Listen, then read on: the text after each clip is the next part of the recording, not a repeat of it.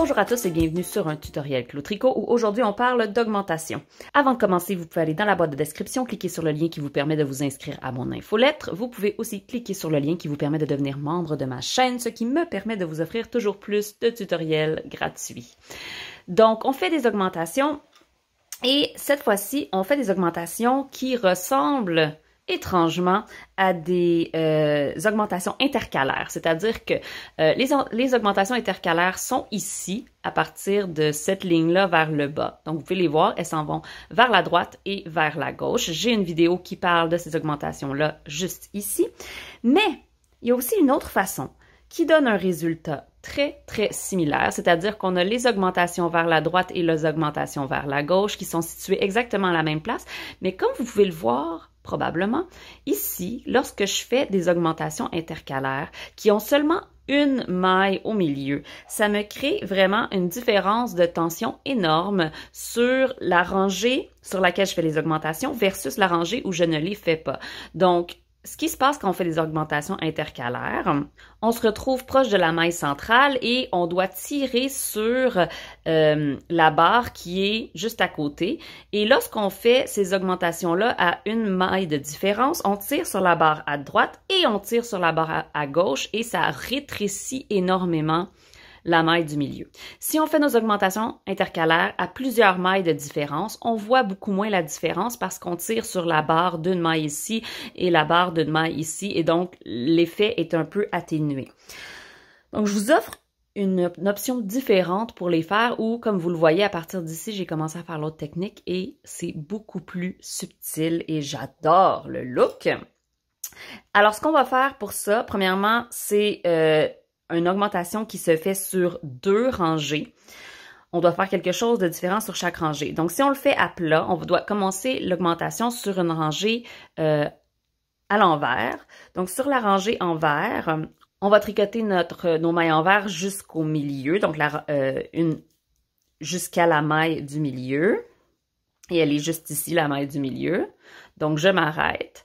Et pour faire une augmentation qui va ultimement être une augmentation vers la gauche, donc pour un make one left ou augmentation intercalaire vers la gauche, je vais simplement tourner, faire un jeté régulier. Donc, je vais passer de l'avant vers l'arrière, vers l'avant encore. Je vais tricoter ma maille du milieu à l'envers normalement. Et ensuite, pour faire une augmentation vers la droite à partir du devant, donc il s'en va vers ici, vers la droite. Je vais faire une maille, je vais faire un jeté mais à l'envers. Donc je ne sais pas si vous remarquez la différence. Mon jeté ici part de la droite et s'en va vers la gauche, tandis que ici, mais ce que je veux dire c'est qu'il part de l'avant et s'en va vers l'arrière, tandis qu'ici il part de l'arrière et s'en va vers l'avant. Donc ceci est un jeté inversé.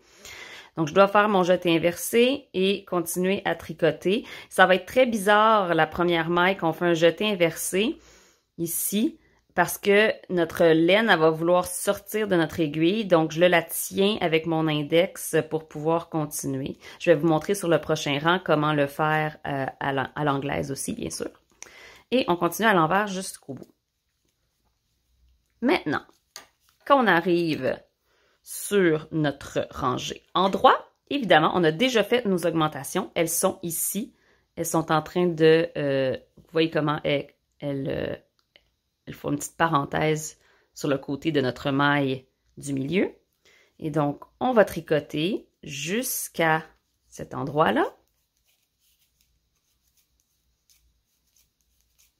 Et quand on arrive à se jeter, je ne sais pas si vous le voyez, mais c'est exactement ce que ça a l'air lorsqu'on fait un make one right. Donc, quand on fait une augmentation intercalaire vers la droite et qu'on prend la barre du dessous, elle a l'air exactement comme ça, sauf qu'elle a beaucoup plus d'espace. Donc, c'est beaucoup plus facile de venir tricoter dans l'avant de la maille pour faire une maille torse, ce qui va refermer le trou qu'un jeté nous donne habituellement.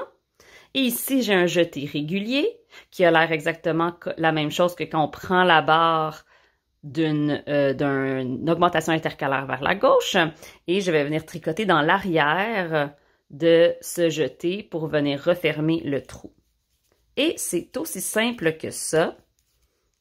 on a nos augmentations qui ont l'air d'augmentation intercalaire sans tirer sur la maille du milieu. Donc, encore une fois, à l'anglaise cette fois-ci. Et donc, si vous devez adapter un patron, si vous prenez un patron qui utilise des augmentations intercalaires, vous devez faire les jetés une rangée avant la rangée qui habituellement vous demande de faire une augmentation intercalaire. Donc, on arrive au centre. Où est-ce qu'il est? Il est ici. J'aurais dû mettre un marqueur de maille pour me retrouver, mais j'y arrive. Donc, ici, c'est ma dernière maille avant la maille du milieu.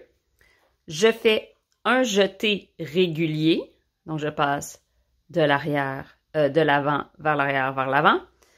Je fais ma maille envers. Et maintenant, je dois faire une maille, un jeté à l'opposé. Donc, je passe entre mes deux aiguilles pour me retrouver à l'avant. Et je tiens ma laine ici sur mon aiguille pour pouvoir venir faire un bizarre, une bizarre de maille. Et je vais la tirer un petit peu pour pas serrer trop ce jeté ici. Garder une bonne tension. Finir ma rangée. Et voilà. Évidemment, si vous travaillez en aller-retour, c'est ça qui va se passer. Si vous travaillez en rond, ces jetés-là vont devoir être faits sur l'avant, mais c'est exactement la même chose. Si on le fait sur l'endroit ou sur l'envers, dans le fond, la différence, c'est que vous allez devoir, si vous allez en rond, vous allez voir ce que vous devez faire. Hein? Vous devez faire une maille qui s'en va vers la droite. Donc, vers la droite, ça va être un jeté envers, inversé. Et vers la gauche, c'est un jeté régulier. Donc, peu importe si vous faites sur le devant du travail ou sur l'arrière, il faut juste savoir de quel sens on veut aller. Donc, à l'anglaise, je m'excuse, j'ai repris le par défaut de mon tricot à la continentale. Donc, on arrive ici. On voit que si je tricote ici, c'est assez évident que ça va me faire un trou. Hein? On le voit très bien. Donc, non, ça ne fonctionne pas. Notre maille est montée comme ça. On doit venir chercher dans l'avant pour faire une maille torse. Ensuite, on tricote. Et ici, on doit venir tricoter dans l'arrière pour faire une maille torse. Et on continue. Donc, voilà pour les augmentations intercalaires sans que ça tire sur notre travail. Comme je l'ai dit, c'est quelque chose que j'utilise surtout si je vois une grosse différence lorsque je fais des augmentations intercalaires normales dans ma tension. Si j'aime pas la tension que ça crée dans mes mailles entre mes augmentations intercalaires, j'ai une autre option qui est celle-ci. Alors, j'espère que vous avez appris quelque chose et on se revoit très bientôt pour un autre tutoriel. Bon tricot!